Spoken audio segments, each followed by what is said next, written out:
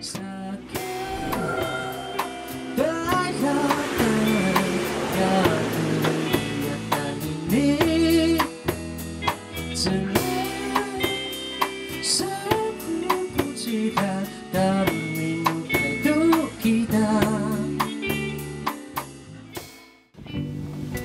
家好，我是鹿角乐团主唱钟明。嗨，大家好，我是鹿角乐团的吉他手松义。Hello， 大家好，我是鼓手马道。酒精不够哦。多了。大家好，我是鹿角乐团贝斯手阿胜。大家好，我是吉他手金闹。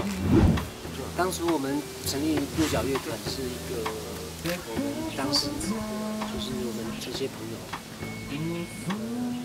好朋友就聚在一起的时候，然后突然讲到，好像上个月某在表演之类的，然后讲一些乐团的事情，然后大家就很羡慕，然后我们的之前的团长就说，那不然我们来组一个乐团怎么样子这样，然后说好啊，以为大家在开玩笑嘛，然后没想到呢，隔了2个礼拜之后，大家就是相約了，在一个地方，除了喝酒之外，就是在讲乐团的事情，然后就是好吧，我们组乐团啊，因为当时我们的本身的一个技术其实没有很好，就是因为组了乐团之后，再开始练自己的乐器，有没有？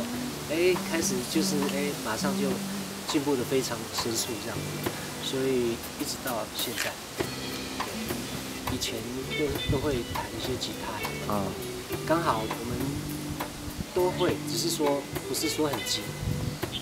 那鼓手也是，可是贝斯手就不是了，他是那时候硬练，我在硬练，那是硬练吗？对，然后完全是硬练的，然后练了每个礼拜都聚在一起练习，对啊，那是一个非常有趣的一个经验，那个过程是很有趣的。当然，我们乐团主要走的方向就是音乐创作，所以这是一件很重要的事情，所以。我是不太喜欢就是唱人家的歌，我们坚持想要唱自己的歌曲这样子，所以音乐创作对我们来讲这是一定要做的事情，对，不然我们不会聚在一起。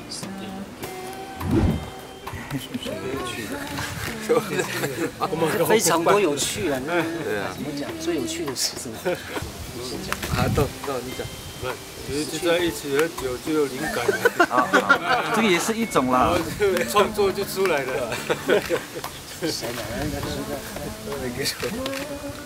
就是有一年我们参加原贝嘛，那时候好像得了第三名，然后我们被邀请去香港参加一个表演，然后可能我们团员都没有出国过，难得出国。然后去看看别的国家，印象很深刻。然后那边的文化，然后那边的人文啊、街道都跟台湾不一样，就蛮特别的。就是这个记忆比较深刻。应该是选《回家》这首歌，因为毕竟大部分我们团员大概都是国中毕业或是高中毕业就自己上来台北，大部分的时间都是在北部。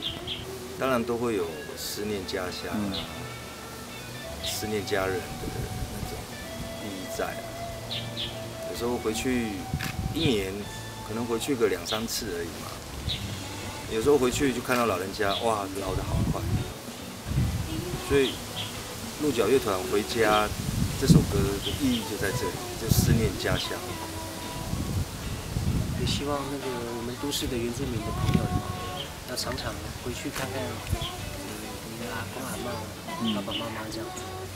希望大家听到这首歌的时候，有一种冲动想要回家的感觉，然后很开心的那种感觉，就是很开心的那种心情。大部分的创作，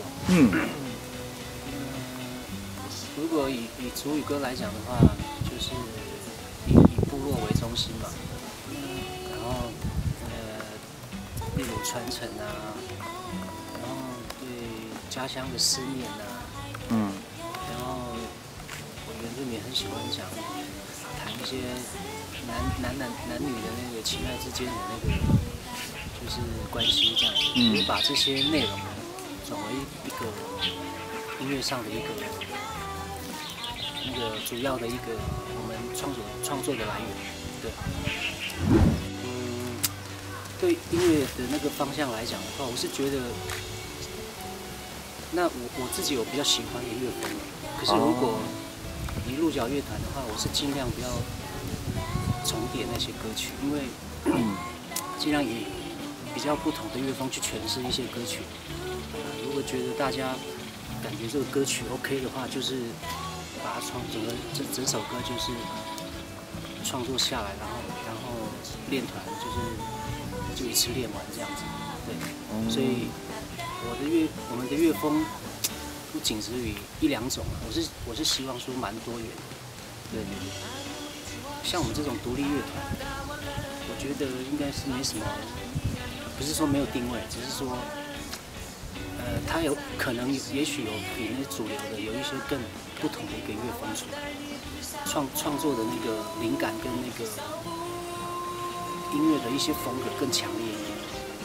我觉得也许会比主流市场更，只是说现在大家比较少听独立乐团，所以比较少人把那些乐团呢，就是让它发掘出来这样子。但是我是觉得独立乐团的曲风都非常特别。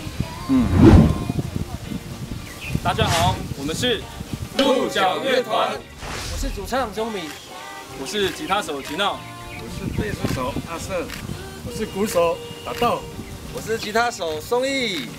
各位记得在那一天来看我们哦，一定要来，并且把票投给我们。我再说一次，我们是哪个乐团？鹿角乐团。不要投给蓝星乐团哦。2018海边的孩子，当海啸来临时，就在5月19三创生活园区5楼 Clapper Studio， 我们是鹿角乐团，与你不见不散哦。